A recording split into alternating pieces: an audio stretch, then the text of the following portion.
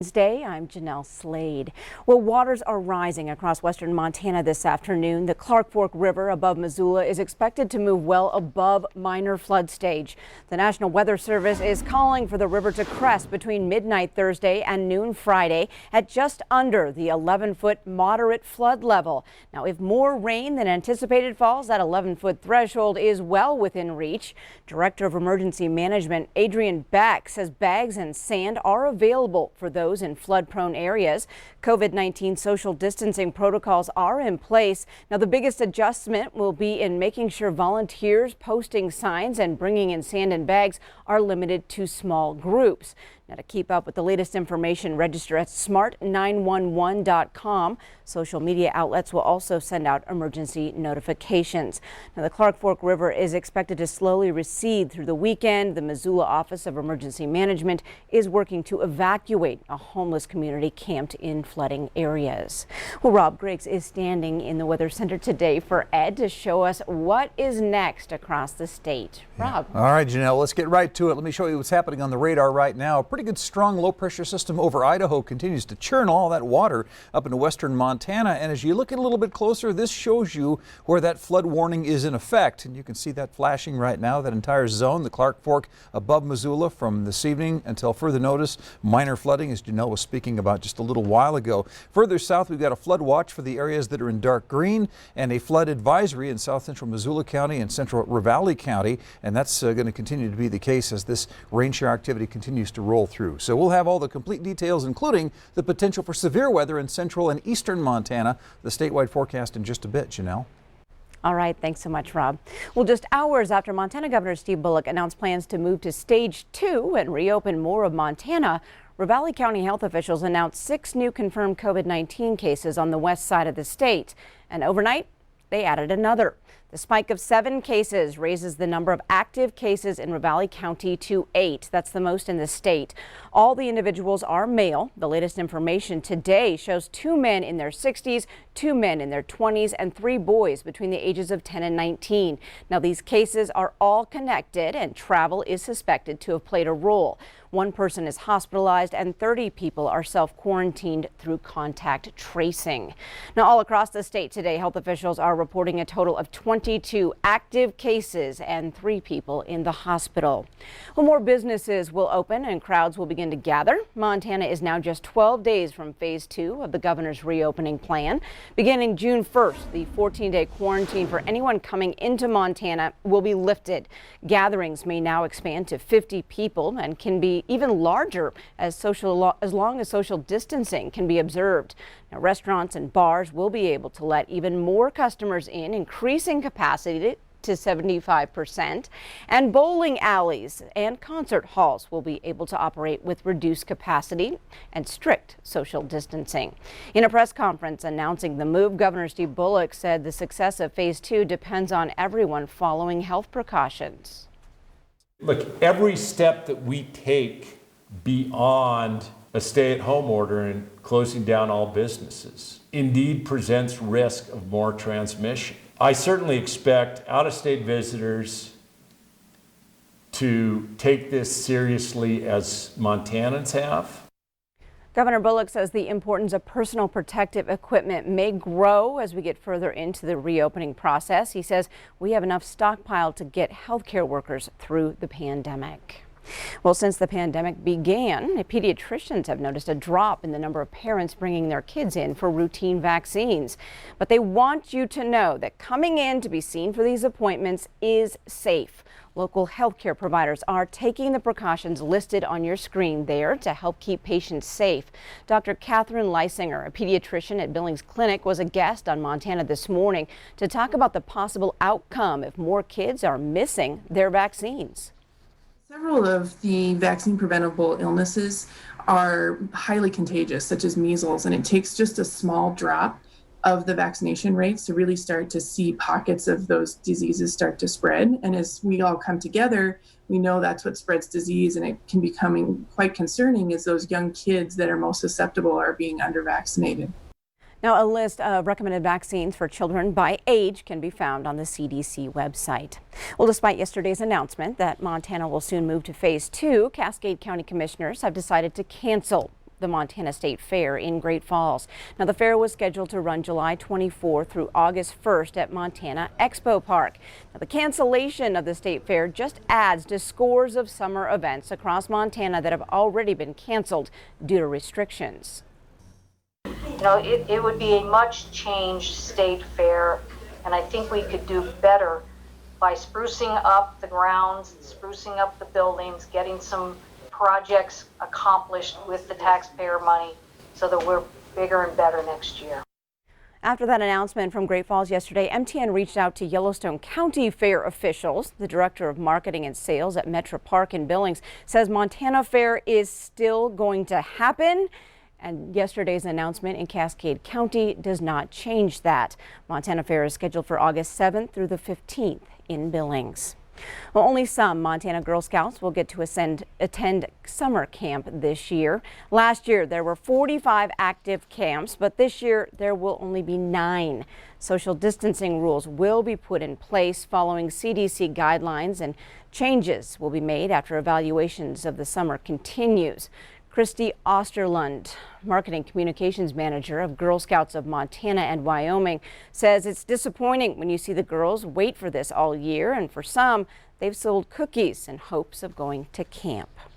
And PRCA events in Montana will be allowed to move forward under Phase 2 if proper guidelines are followed. 6 rodeos, including those in Miles City and Hardin, have already been canceled this summer, but now there's hope for the state's 27 other events. A task force formed by Pro Rodeo Circuit helped convince the governor to allow rodeos in Phase 2 after he previously told them they wouldn't be back until Phase 3. PRCA officials say rodeos account for more than $20 million for the state economy, and canceling all the events would impact 300,000 people. Up next on your new news, a look at graduation plans and the future plans to reopen Bozeman Public Schools safely. The time now is 12:07, but first, Rob Griggs is in next with your statewide weather forecast. Don't go away.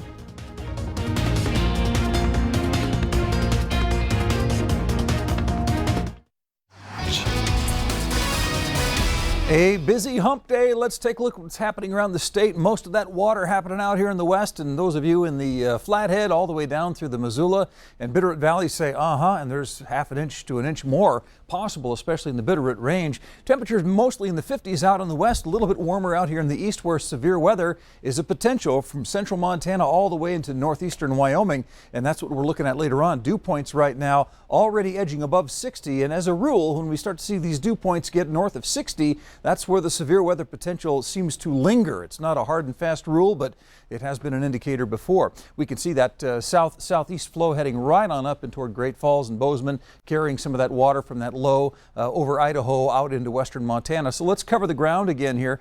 Flood watch in the areas in the dark green. That's this afternoon through this evening. The Bitterroot Sapphire Mountains, the Missoula Bitterroot Valleys all the way down here. Most of that is now transitioned to a flood advisory, and that of course is for south central Missoula County and central Ravalli County. Now the big story up here in Missoula, the Clark Fork above Missoula from this evening until further notice, probably into Friday afternoon. Minor flooding possible there along the Clark Fork, and that's a fairly large area. So the word is just to steer clear of barricades, pay attention, and do the social distancing thing as well. Here's the big story out here in central and eastern Montana. We have in the green isolated severe thunderstorms possible, looping all the way south of Billings and out here in extreme eastern Montana. We've got numerous, which is a higher, the most elevated for us in this area, numerous thunderstorms in southeast Montana, and in the yellow we're right in between with scattered severe thunderstorms that does extend just south of Billings. So the Billings area now has moved into that realm where there could be a slightly elevated risk of that later on today. Here's that low over Idaho. As we pull in, you can see all the conditions favoring with a passing cold front to bring the potential for the strong weather. Meanwhile, no severe weather out there in western Montana, but all the rain. That's where it's all coming in. We're right in the apex of all the activity here in the northwest, and as that low out of Idaho rotates on up to the north, we have another one coming out of the Pacific Northwest just in time to follow the cooler air as we head into Friday afternoon. That'll bring some more water across the state. So unsettled weather is going to be with us for quite a while, but we're going to keep close attention to what's going on not only out here in western Montana with some of the flooding, but you can see the pattern out here for eastern Montana and central Montana where the severe thunderstorms are a possibility. And when we say severe thunderstorms, we mean large hail, an inch in diameter or larger. You can have heavy rain. You can even have the the potential for tornadoes or at a minimum damaging winds. So we're keeping an eye on that. This afternoon, we're going to look for the mid-80s out here in the northeast, 79 for Billings, 66 for Lewistown, into the 60s out there in western Montana. And as you advance that map, you can kind of see how all that precipitation is just going to continue to rotate in. Tonight, that chance for severe thunderstorms moves away. Still more rain showers and maybe even some high elevation snow in the mountains of central and western Montana. We'll drop down mostly into the 40s with a few outliers in the 30s. And then tomorrow, well, still some showers, still have a west flow, but not quite as much, but cooler across most of the state. Temperatures dropping down probably 5 to 10 degrees in some places. Here's a quick look at your 3-day forecast for Kalispell, Great Falls, Missoula, and Helena. We do have some thunderstorm activity for all 4 locations, and our highs will be dropping down into the 50s unless you start to head a little bit further off to the east. Much warmer out in the east when we talk about Butte, Glendive, Bozeman, and Billings. Thunderstorms, yes, but still in the 80s for a couple of days there in Glendive. Janelle? All right, thanks so much, Rob. Well, a big question a lot of people are asking, will schools find a way to open in the fall? Well, Bozeman school leaders say they are going to give it a try. MTN's Cody Boyer has those details. Bozeman Public Schools trustees met once again discussing the future of possibly reopening Bozeman Public Schools, and that also included the much talked topic, graduation. And with MSU donating Bobcat Stadium for free, that clearly helps with social distancing.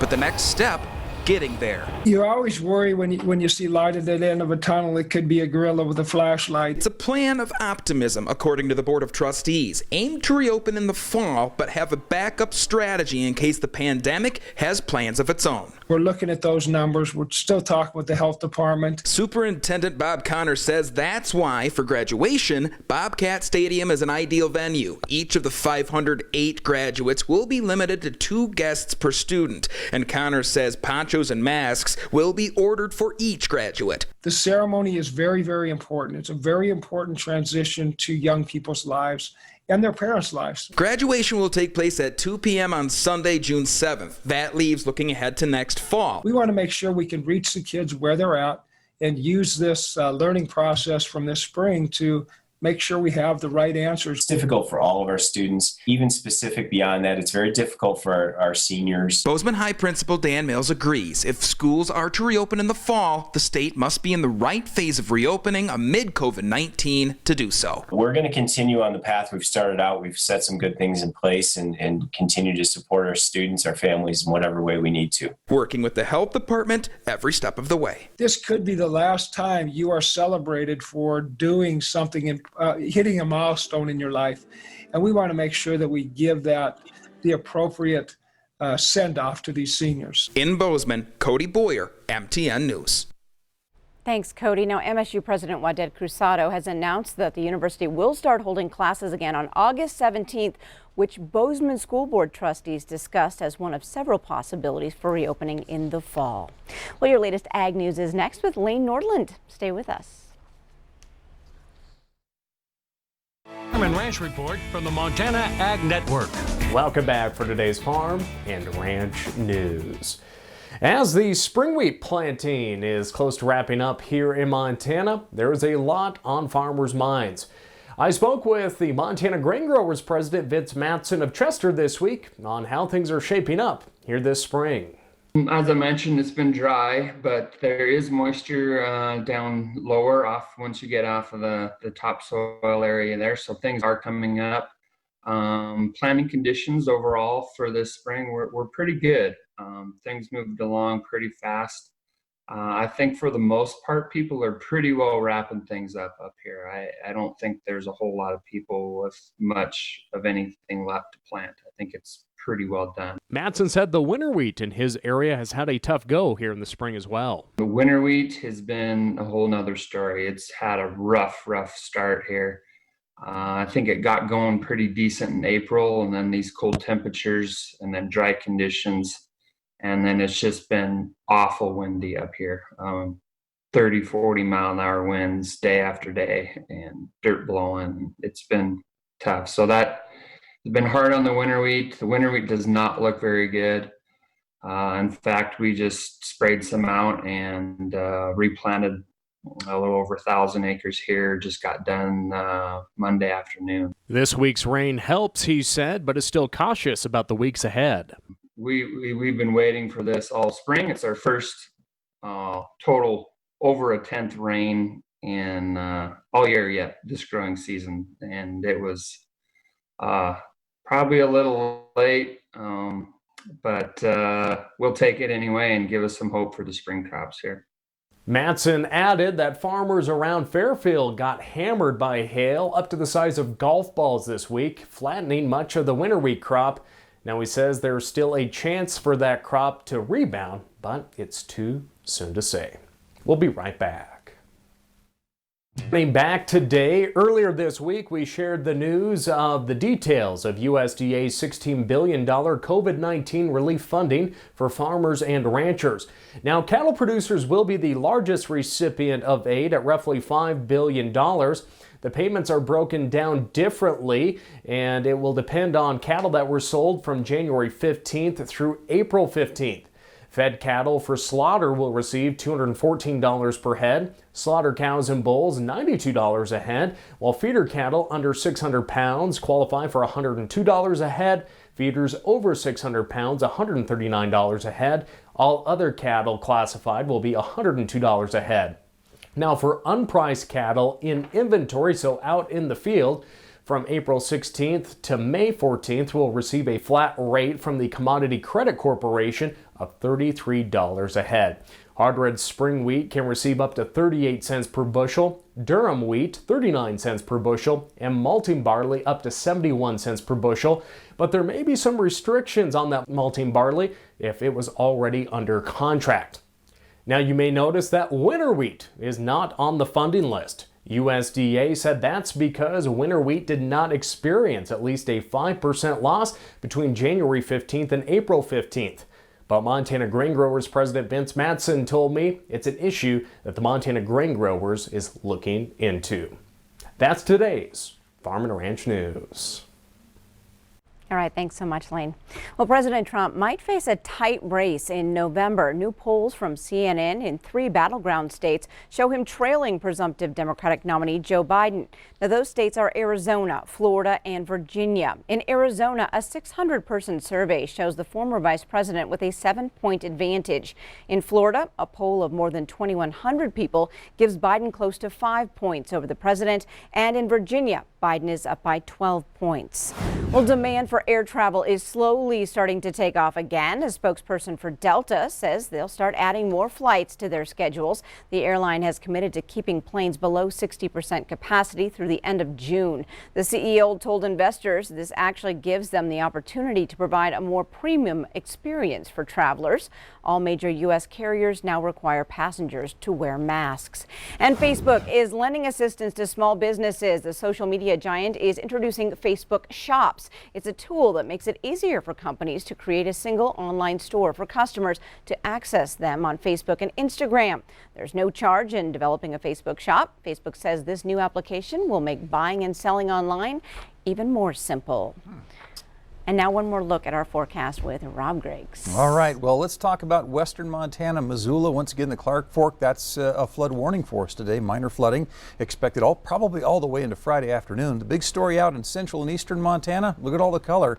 That's the potential for strong to severe thunderstorms. So large hail, damaging winds, heavy rain, and maybe even the potential of a tornado is not out of the question. We'll be monitoring that situation closely all afternoon long. So buckle up. If you see thunderstorms approaching, take cover. Thanks, Rob. Have a great day, everyone. We'll see you tomorrow.